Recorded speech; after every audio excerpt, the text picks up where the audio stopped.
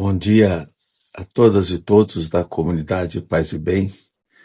Estamos hoje aqui, nesta terça-feira, 7 de março de 2026, para apresentar mais um programa Paisagens, de número 141. Escolhi como tema a questão das sombras na tradição cristã. Vamos retomar no programa de hoje algumas reflexões do precioso livro de Vito Mancuso, teólogo italiano,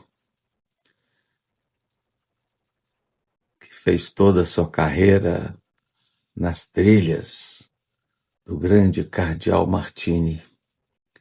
Seu livro se chama Jesus e Cristo e foi publicado pela editora Garzanti, na Itália, em Milão, em 2025. Infelizmente não tem ainda a tradução portuguesa. Vimos ao longo de reflexões passadas sobre os passos dados pelo cristianismo primitivo, sobre os impulsos de Pedro e Paulo. Sabemos que Paulo não conheceu o Jesus histórico. Nunca viu os traços de suas emoções, nem o odor de seu corpo, como diz Vitor Mancuso. Toda a sua reflexão pendia para especulações teológico-filosóficas, Paulo. Todo o seu foco não estava em Jesus, mas no Cristo da fé.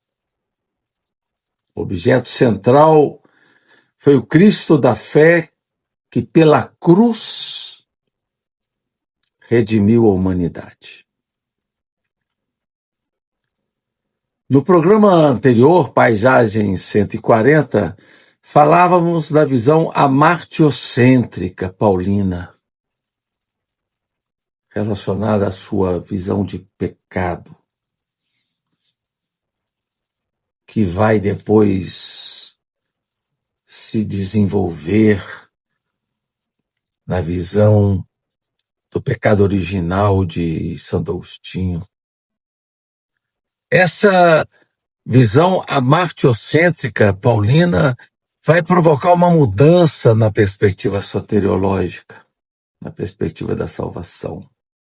Toda a visão de Paulo vem dominada pela ideia de pecado, como diz a carta aos Romanos 3:23 e depois também carta aos Romanos 5:6. Todos pecaram e Cristo morreu por nós.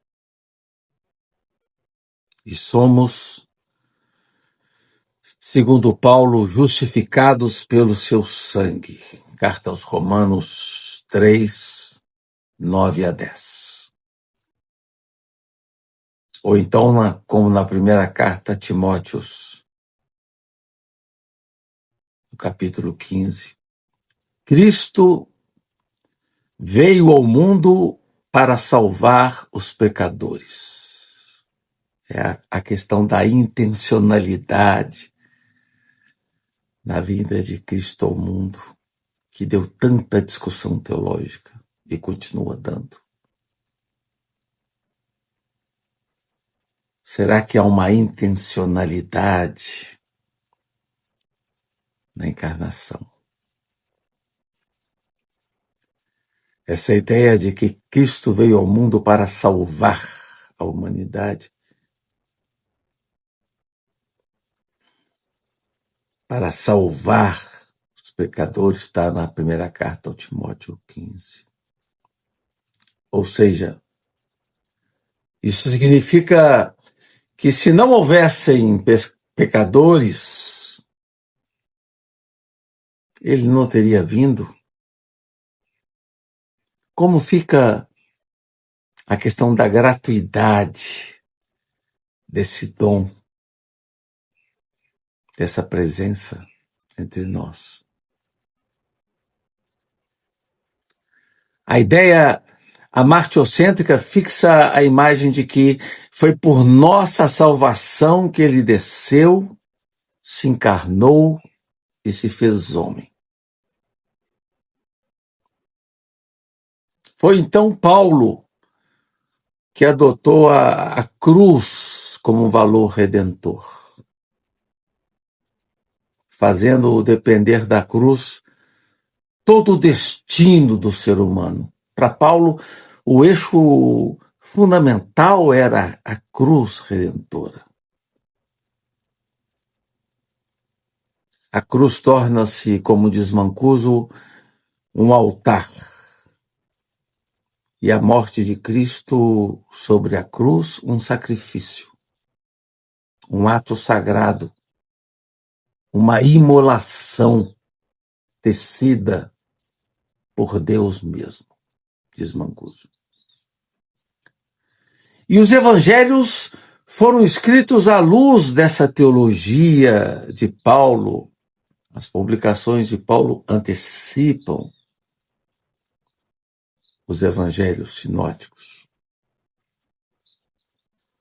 E essa visão do pecado irá marcar o pensamento de Agostinho, o pensamento de Lutero, o pensamento de Pascal, a ideia de massa damnata, uma visão profundamente sombria da história da humanidade. Pessimismo agostiniano. Agostinho foi, assim, um fiel intérprete de Paulo e, de certa forma, um infiel intérprete de Jesus. O que marca a perspectiva de Jesus não é o amartiocentrismo, é o agaptocentrismo, o centro da atuação, da pregação. Em Jesus está o reino de Deus. A dinâmica do projeto de Jesus é agápica. Dizia um grande biblista italiano, Giuseppe Barbalho, o seguinte, aqui eu cito: a concepção paulina da humanidade como massa damnata, que necessita da redenção, não apenas está ausente em Jesus, como contrasta com a sua compreensão do ser humano. A dinâmica de Jesus está distante deste amartiocentrismo. O eixo fundamental da pregação de Jesus, que foi o reino de Deus, no projeto de salvação, o que conta de fato para Jesus é o ágape. O que fazemos de bem para os humanos. É na nossa resposta a esta situação humana pelo amor que se expressa a nossa resposta de Deus.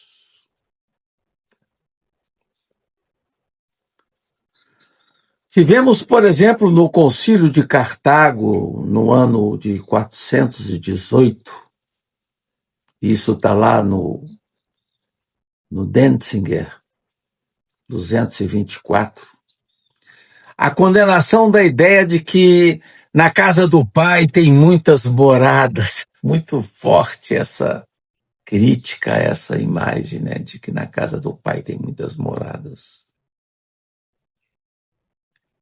Ou então, essa ideia tão forte do pecado original, e essa visão crítica de que as crianças sem batismo estavam todas condenadas ao inferno. lá no Denzinger 223, no Concílio de Cartago. Paulo, que foi o grande arquiteto da perspectiva cristã, Paulo era iracundo, como vemos, por exemplo, na sua Carta aos Gálatas. Diz ele, Gálatas 1:8, se alguém, ainda que nós mesmos ou um anjo do céu, vos anunciar um evangelho diferente dos que vos anunciamos, seja anátema. Paulo foi duro com os hebreus.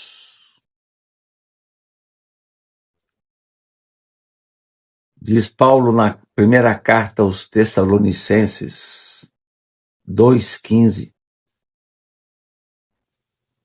Eles mataram o Senhor Jesus e os profetas e nos têm perseguido a nós.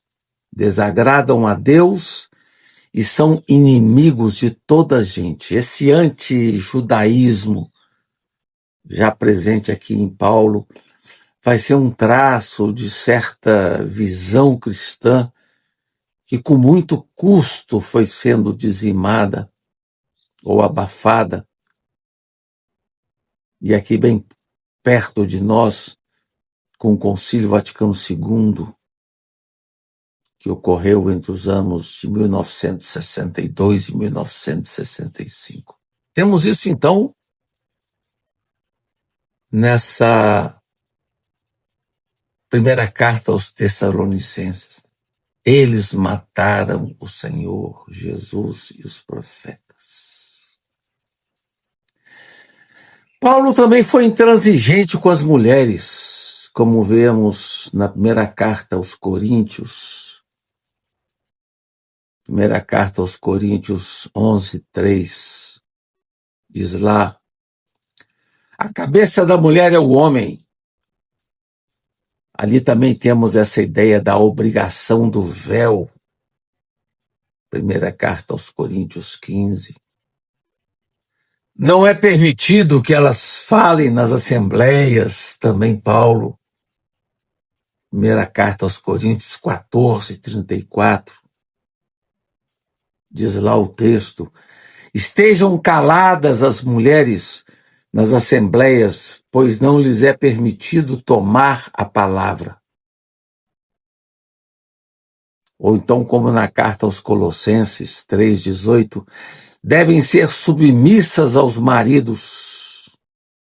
Diz lá o texto, vós, mulheres, submetei-vos aos maridos como convém ao Senhor. Então, uma visão pesada com respeito às mulheres. Quando eu, por exemplo, nessa quinta-feira santa, fui participar de uma celebração numa comunidade aqui em Juiz de Fora, e que eu vi lá o lava-pés, 12 homens, tinha uma mulher. Me causou um impacto. E também no próprio sermão do padre, quando, ao mencionar a singularidade da ceia cristã, da ceia eucarística cristã, fazia uma crítica à ceia judaica. Achei aquilo deselegante, no mínimo.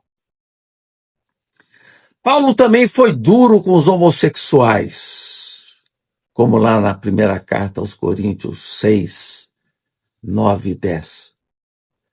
Diz Paulo que eles são depravados, efeminados e que não herdarão o reino de Deus. É duro, né? Ler passagens assim. É claro, tem que entender dentro do contexto, mas é duro.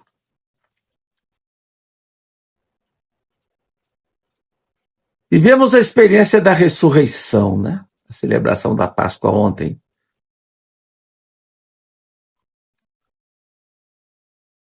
E a ressurreição, como lembra Pagola, o grande teólogo, escreveu um lindo livro sobre Jesus. A ressurreição para Pagola não foi um fato histórico, não foi uma revivificação de um cadáver, mas foi um fato real. E para aqueles que creem, significa o fato mais real, importante e decisivo que ocorreu para a história humana. É ele, esse fato que traz a esperança derradeira.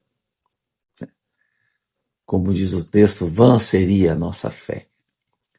É coisa maravilhosa revelada por Mateus no Evangelho de sábado passado, sábado santo, onde a gente percebe que foram as mulheres, e não os homens, as primeiras testemunhas da ressurreição.